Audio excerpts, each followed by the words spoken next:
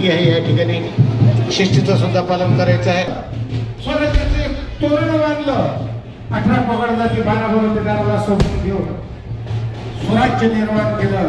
आणि त्या स्वराज्यामध्ये आमचा शेतकरी राजा असेल, आमचा बळीराजा असेल, आमचा कष्टकरी राजा असेल, माझ्या माता भगिनीचा सन्मान, तोच विचार घेऊन या महाराष्ट्राच्या या पुरोगामी विचाराचा आणि त्या पुरोगामी विचाराचं नेतृत्व करत असताना मग माझ्या माता भगिनी असतील, लाडक्या बहिणी असतील, कष्टकरी असतील, शेतकरी राजा असतील, बेरोजगार असतील, रोजगार असतील, सुशिक्षित बेकार असतील, त्यांची सुद्धा काळजी महाराष्ट्र राज्याचे लोक, लाडके नेते, लाडके उपमुख्यमंत्री, राष्ट्रीय अध्यक्ष माननीय नामदार दादा अजितदादा पवार अनेक निर्णय घेतलेले तुम्ही आम्ही बघितलेले आहोत.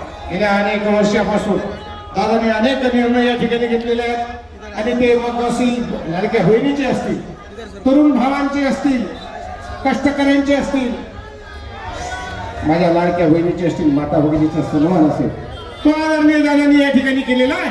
म्हणून आता दादांना या ठिकाणी आपल्याला विश्वास दाखवायचा आहे की महाराष्ट्रभर आपण दौरे करत असताना या ठिकाणी आम्हाला वेळ दिला.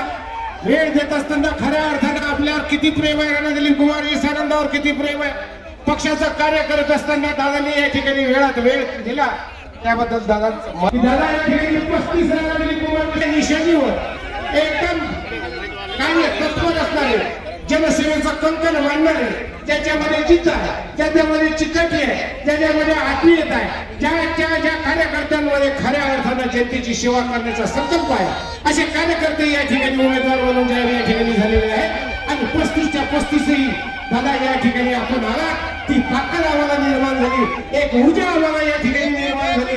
35चे पटे निश्चित रूपाने आपला पूर्ण झाल्याशिवाय राहणार नाही. दादा आपले 35चे 35 उमेदवार आपण उभे केलेले आहे.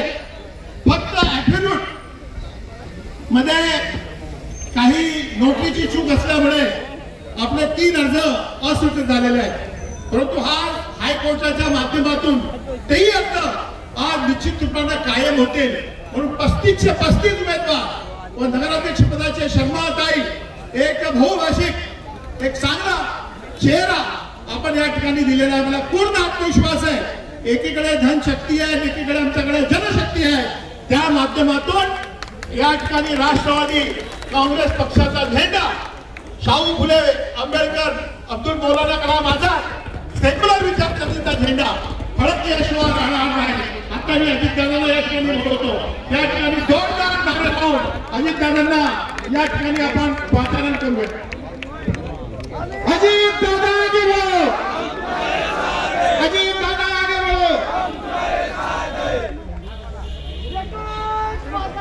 अजितदादा